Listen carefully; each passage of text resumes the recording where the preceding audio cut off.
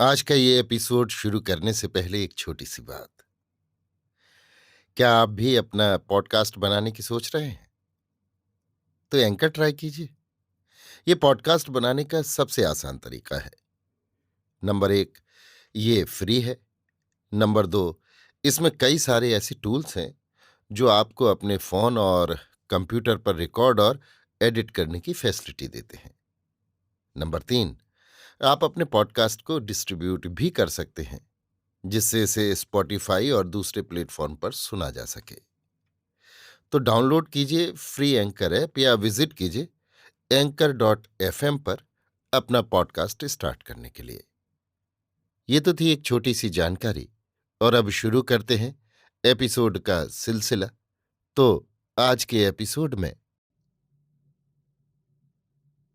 लीजिए सुनिए अयोध्या सिंह उपाध्याय हरिऔध के लिखे उपन्यास अधखिला फूल की 5वीं पंखड़ी, मेरी यानी समीर गोस्वामी की आवाज में। बासमती जाने से कुछ ही पीछे हरलाल को लेकर लौट आई। हरलाल छड़ी से टटोल टटोल कर पांव रखते हुए घर में आया। उसके आते ही पार्वती और देवहूति वहां से हटकर कुछ आड़ में बैठ गईं, पर पड़ोस की दोनों स्त्रियां पहले ही की भांति लड़के की संभाल में लगी रहीं। हरलाल घर में आकर सीधे लड़के की खाट के पास चला गया।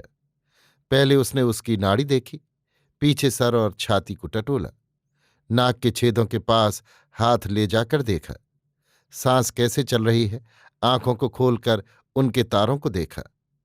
फिर सर में जो चोट आई थी उसकी देखभाल की, और ये सब करके बहुत ही अनमना सा होकर कहने लगा, बासमती, तुम मुझको लिवा तो लाई हो, पर बाबू की दशा बहुत ही बिगड़ गई है।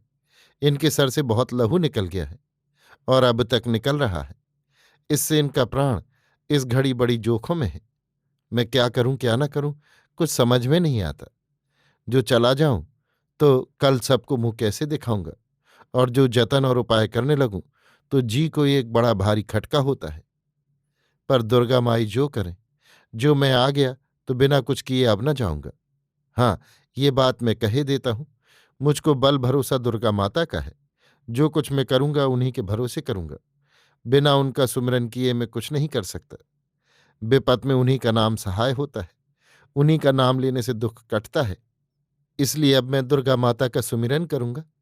तू थोड़ा सा धूप गूगुल ला दे। पार्वती की इस घड़ी बुरी गति थी। बेटे की बुरी दशा देखकर उसका कलेजा फट रहा था, आंखों से लहू गिर रहा था, रह रहकर जी बावला होता था। इसी बीच हरलाल ने अपना टंट घंट फैलाया। आया था बैदई करने, ओझाई करने पर उतारू हुआ। ये देखकर पार्वती के रोए रोए में आग लग गई। उसका जी जल भुन गया, पर वो करे तो क्या करे। चुपचाप सब कुछ सहना पड़ा। विपत सामने खड़ी है, लड़का अचेत खाट पर पड़ा है, भांत भांत की बातें जी में उपज रही हैं। ना जाने कहाँ कहाँ जी जा रहा है। ऐसे बेले दुर्गा माता का सुमिरन करने को कौन रोक सकता है। जी न होने पर पार्वती ने घर में से धूप और गूगल लाकर मालिन को दिया।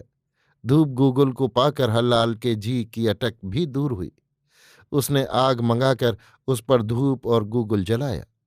देखते ही देखते सारा घर महकने लगा, और इसके थोड़े ही पीछे एक सुरीले गले का सुर चारों ओर फैल गया।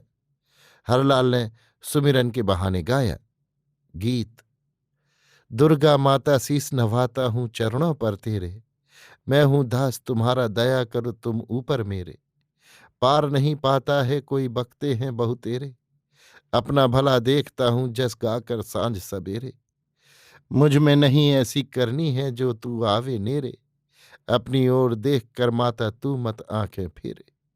कितने दुख कट जाते हैं जो तुम्हें नेह से टेरे, लिए तुम्हारा नाम विपत भी रहती है नहीं घेरे।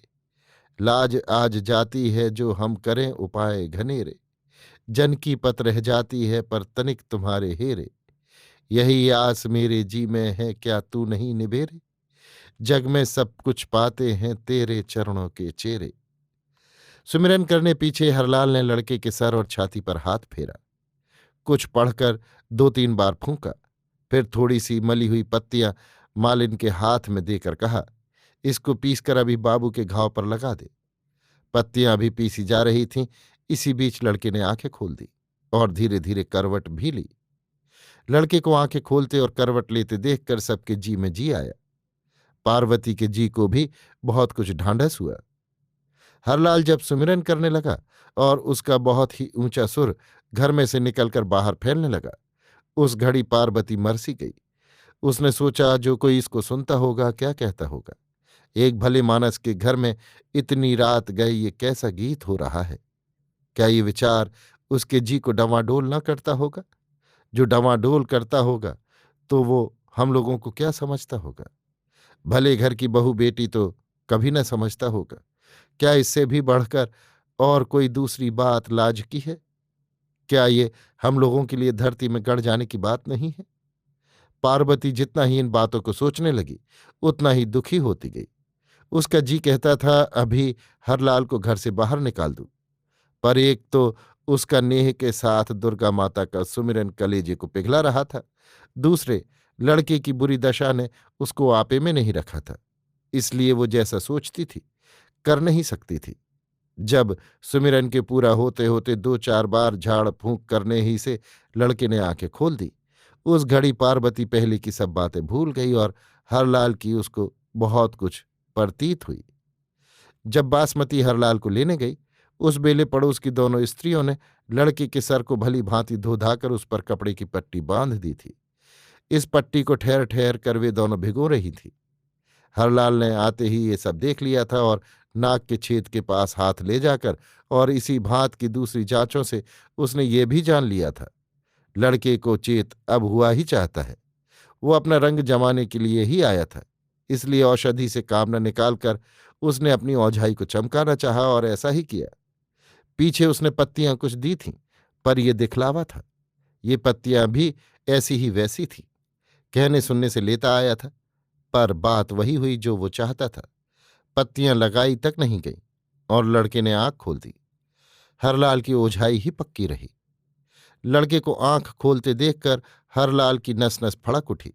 उसने समझा अब मैंने सब के ऊपर अपना रंग जमा लिया, इसलिए अब वो अपनी दूसरी चाल चला। सबके देखते ही देखते वो हाथ पैर नचाने लगा, सर हिलाने लगा, आंखें निकाल ली, मुंह को डरावना बना दिया और रह रहकर ऐसा तड़पता था जिसको सुनकर कलेजा दहल उठता। मालिन को छोड़कर और जितनी स्त्रियां वहां थीं, उसका ये रंग ढंग देखकर घबरा गई। मालिन उसकी चाल को ताड़ गई, भीतर ही भीतर बहुत सुखी हुई। कुछ घड़ी अनजान सी बनकर उसका रंग ढंग देखती रही, पीछे बोली, आप कौन हैं? हरलाल, मैं काली हूं रे काली, डीही के थान वाली काली। बासमती ने धूप और गूगल अब की बार बहुत सा जलाकर कहा, आप काली माता हैं, कहाँ आई हो महारानी? हरलाल, कहाँ आई हूं रे, कहाँ आई हूं? इसी हरललवा ने बुलाया है, इसी के मारे आई हूं। ये मुझे इसी भांत जहां तहां बुलाया करता है। ये नहीं जानता इस लड़के ने अपनी करनी का फल पाया है, मैं इसे छोड़ थोड़े ही सकती हूं। बासमती आग पर धूप गिराते गिराते बोली, लड़का आप ही का है, इसे जो आप न छोड़ेंगी तो हम लोग कैसी जिएंगे? इससे जो चूक हुई होगी अनजान में हुई होगी, और जो जान में भी कोई चूक हुई हो तो उसको जो आप ना क्षमा करेंगी तो हम लोगों को दूसरा किसका भरोसा है? हरलाल, अनजान अनजान अनजान, अनजान रे अनजान। जो अनजान में कोई बात हुई होती तो मैं इतना बिगड़ती क्यों? अब के छोकरे देवी देवता को कुछ समझते ही नहीं। परसों ये जूता पहने मेरे मंदिर के चौतरे पर बेधड़क चढ़ गया, तनिक भी न डरा। ये न समझा कलयुग है तो क्या, अब भी देवी देवता में बहुत कुछ सकत है। बासमती, सकत है क्यों नहीं माता? ये कौन कहता है सकत नहीं है? पर मैं पांव पड़ती हूं, नाक रगड़ती हूं, मत्था नवाती हूं। आप इस लड़के की चूक क्षमा करें। इस लड़के ने चूक तो बहुत बड़ी की है, पर आपकी क्षमा के आगे इसकी चूक कुछ नहीं है। जो आप इस लड़के की चूक क्षमा न करेंगी तो हम सब आपके मंदिर में धरना देकर मर जाएंगे, कभी न जिएंगे। हरलाल, क्षमा? क्षमा? ऐसे ही क्षमा करें? बासमती, कैसे क्षमा करोगी माता? जो आप करने को कहेंगे हम लोग जैसे होगा वो करेंगे, हमको क्षमा मिलनी चाहिए। हरलाल, अच्छा मैं क्षमा करूंगी, पर जो उपाय मैं बताती हूं वो करना होगा। ये उपाय न होगा तो मैं कभी इस लड़के को न छोड़ूंगी। मैंने हरललवा के रोने गाने से इतना किया है जो लड़के की आंख खुल गई, नहीं तो अब इसकी आंखें न खुलती। मेरे ही कोप से आज ये उस भीड़ में उस टूटे हुए तारे पर गिरा और इसका सर फूटा।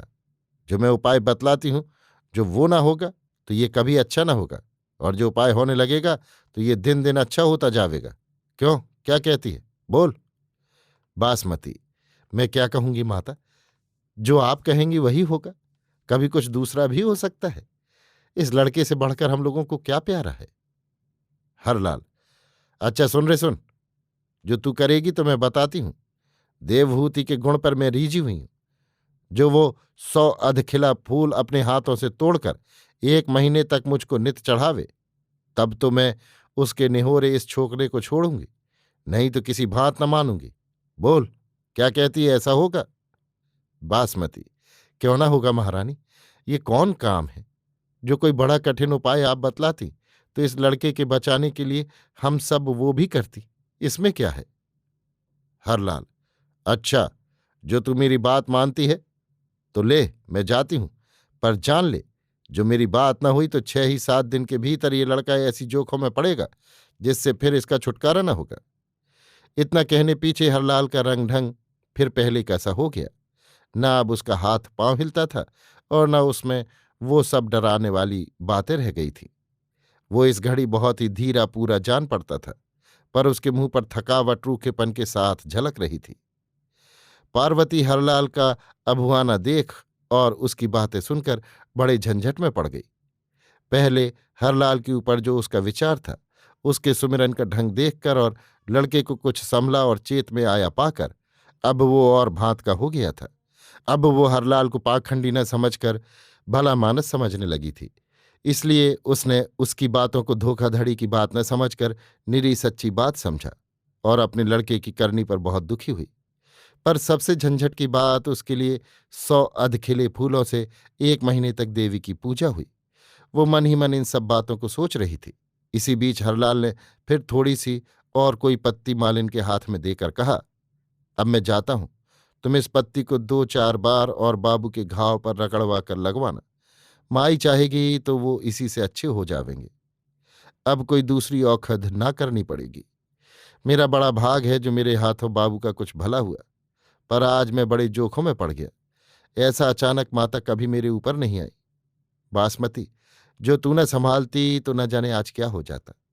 देखना, उनकी भेंट पूजा की बात न भूलना। इतना कहकर वो चला गया। जब वो जाने लगा था, पार्वती ने उसको बासमती के हाथ कुछ दिया था।